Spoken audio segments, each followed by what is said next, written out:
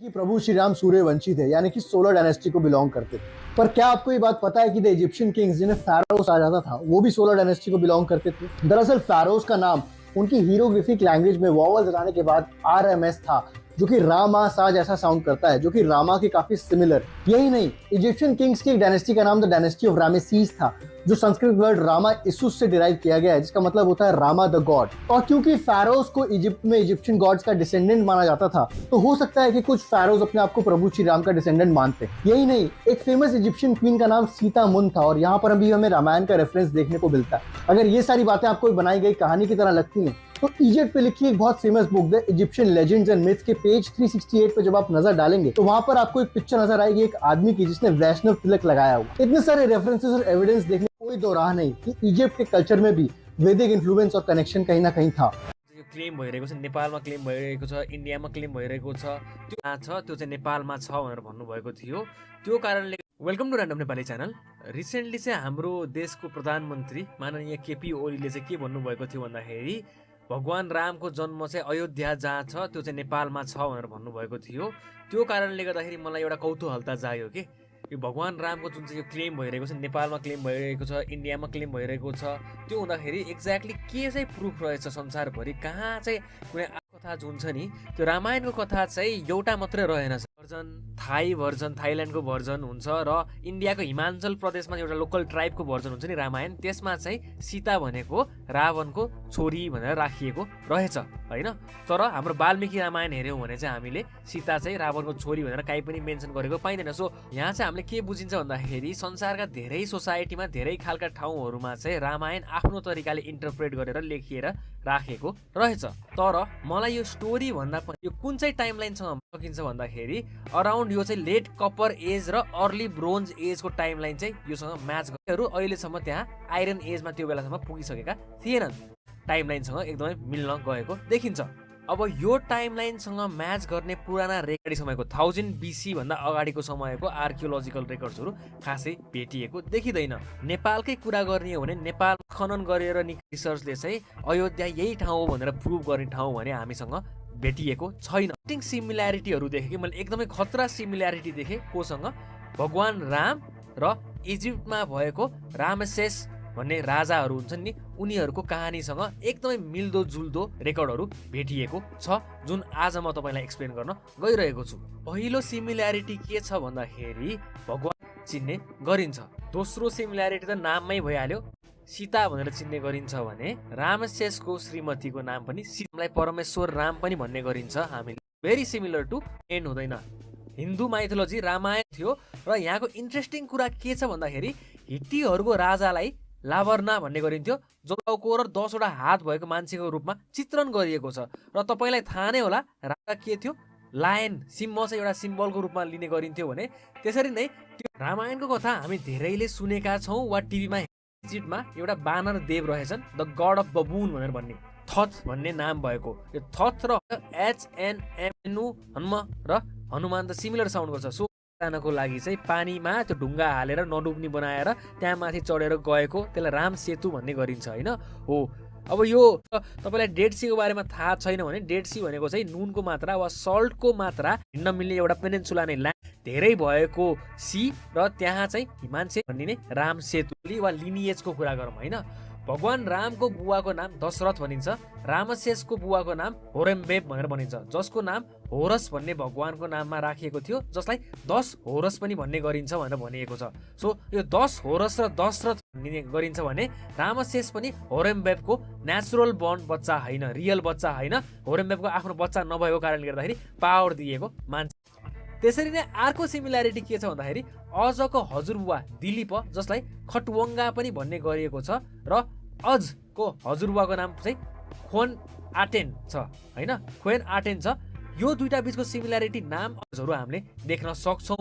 धेरै गर्ने रहेछ, र एउटा किताब नै ड्र गरिएको रेकर्ड, लेखिएको रेकर्डहरू सबै भेटिएको हो। र यो देखेपछि चाहिँ मेरो दिमागमा के छ भन्दाखेरि के हामीले जुन चाहिँ भगवान रामको कहानी रामायणमा पढेका छौँ त्यो के रामसेसमा चाहिँ आधारित भएको यस्तो डेपिक्सन गरेर सही फरक खालको कहानी, र भगवान रामको कहानी पनि called Upper Egypt, making this Lower Egypt, and the several separate cultures that germinated along the river coalesced into two kingdoms, Upper and Lower, as the increasingly clever Egyptians developed one of the first systems of writing, hieroglyphs. Now, of course, kings wanted to rule both bits, and the man credited with accomplishing this is Narmer. This pellet here shows him wearing the crown of both Upper and Lower Egypt. Thus, the first dynasty of Egypt was established 5,000 years ago, and a few centuries passed and things are rather quiet, and then, whoa, what is going on? We're in the third dynasty, the beginning of what's called Egypt's Old Kingdom, its first epoch of greatness. Now, where did this monumentality of architecture spring from? Two places. First, the absolute power of the monarch, who in this case was King Djoser, who controlled everything and could compel the construction of enormous buildings for his glory. Second, this man here, Imhotep, Djoser's prime minister, the great architect, inventor of the pyramid, a man of such immense genius and ability that the Egyptians and later the Greeks worshipped him as a god. Before Imhotep, Egyptian architecture was mediocre and nondescript. After him, it was the grandest in the world. Naturally, over time, the buildings grew more grandiose and culminate in the Great Pyramids of Giza. The biggest of them is attributed to King Khufu, finished around 2560 BC, and represents in its enormity the bursting energy, creativity, wealth, organization, and zeal of Old Kingdom Egypt. The precision of workmanship and amount of time and effort involved in building the pyramids is something seen elsewhere in Egyptian culture. Mummification of one body took months, and think of the time involved to craft and paint the multiple coffins people were buried in, which they assumed no one would ever see. But how exactly were these triangular titans assembled? No one is certain. The reason Egyptians carefully preserved the dead was because they believed only well-maintained bodies had a shot at afterlife admittance. You also had to make sure that your heart was literally as light as a feather from goodness, or a hybrid monster demon would eat your tainted heart and you would be damned forever. Anyway, the Old Kingdom collapsed amid natural disasters and civil war, and Egypt entered a dark age of division and decrepitude, until it was reunited by King Mentuhotep, and the Middle Kingdom era began. This was not so magnificent an era, but it had its moments. Pyramids were still built, but they were smaller and cheaper, made of mud brick rather than stone. This chapter of Egypt preferred obelisks and pylon gates, and had its heyday under Amenemhat III, whose daughter Sobekneferu succeeded him. Her name meant the beauty of Sobek. Pretty insulting since the god Sobek was a crocodile. The Middle Kingdom crumbled after a band of Semitic speakers called the Hyksos invaded and took over, but never managed to maintain control of Upper Egypt and its capital Thebes. Eventually the Egyptians succeeded in driving the Hyksos out, with Ahmose I as head of the New Kingdom, Egypt's most powerful epoch. This was the age in which kings were called pharaoh. It was also a time of unprecedented imperialism and expansion for the nation. It was as if Egypt wished to make up for its humiliating defeat by defeating others. Hatshepsut became the most famed of the few female pharaohs. She loved having things built, temples, shrines, obelisks, and wasn't shy about having a picture taken, or carved I should say. Here she is, complete with false beard. When her stepson, Thutmose III, took the throne, he proved to be the most militarily successful of all pharaohs, a consummate man of action, waging campaigns from Nubia in the south to Syria up north. He made Egypt the biggest it had ever been. Then along came the most unusual and intriguing of all pharaohs, Akhenaten. He was a radical, a man who quite unaccountably decided to worship only one god, Aten, a minor sun deity who was a sort of emanation of Ra. Akhenaten made Aten the chief god, and actively preached this new faith in a sort of monotheistic revolution that undoubtedly shook the whole priest class like a clap of thunder. They were happy to see him go, and his son Tutankhamun's reign signaled the return to religious normalcy. New Kingdom Egypt's peak in power was achieved under Ramses II, who seemed to enjoy only one thing more than war, building statues of himself. Here are 4 Ramseses looking very proud indeed. This shameless piece of propaganda shows the pharaoh defeating an army by himself. He died in his 90s, and Egypt never again attained the power and might it possessed under him. And while Ramses III rescued Egypt from collapse in the end of Bronze Age Sea People invasion, decline was slow and steady. Libyan rule was followed by Nubian rule, followed by Assyrian rule, with Egyptians exhausting themselves to get back control each time, only for the Persians to conquer them, and then the Greeks under Alexander the Great, who founded the city of Alexandria. His general Ptolemy assumed control after he died, establishing a dynasty that ruled for 3 centuries. Alexandria became the scholastic capital of the world, a booming birth of braininess. Philosophers, mathematicians, poets, and scientists called it home and studied in the great library, as the famed lighthouse guided ships of scholars to the city. The Greeks ruled like the pharaohs of old, which of course included regal squabbles and conflict, which weakened the state despite the political romantic maneuverings of the last pharaoh, the famous Cleopatra, who killed herself via poison in 30 BC as the Romans swept in to take over the show. Rome revamped Egypt's economy, making it more efficient, and it soon became the richest province and the empire's breadbasket bastion of grain production. The 1st century saw the introduction and spread of Christianity, and Egypt quickly became one of its major hotspots, producing some of early Christendom's greatest theologians. The church in Egypt is known as the Coptic Church, Coptic being a form of the Egyptian language. As Rome split, Egypt became part of the Byzantine Empire, which, after centuries of wasteful war with Persia, was substantially weakened and ripe for the plucking, and Egypt was indeed plucked by the invading Arabs in the 7th century, bringing Islam and forcing a heavy tax on the Christians. These taxes saw several Coptic revolts against the Abbasid caliphs, which forced military suppression. The Shia Muslim Fatimid Caliphate conquered Egypt and founded the future capital Cairo in 969. They built Al-Hakim Mosque and Al-Azhar University. Sunni Islam returned with the Ayyubid dynasty. Around 1250, a powerful military slave caste called the Mamluks conquered Egypt, by which time Islam had become the majority religion. One of the greatest Mamluk sultans was Baybars, a patron of learning, who defeated the 7th Crusade as well as the Mongols. The Black Death devastated Egypt, leaving about a third of its population dead. The Ottoman Turks conquered Egypt in 1517, but the Mamluks remained a powerful challenge to their authority, and Egypt remained very autonomous. French forces under Napoleon invaded in 1798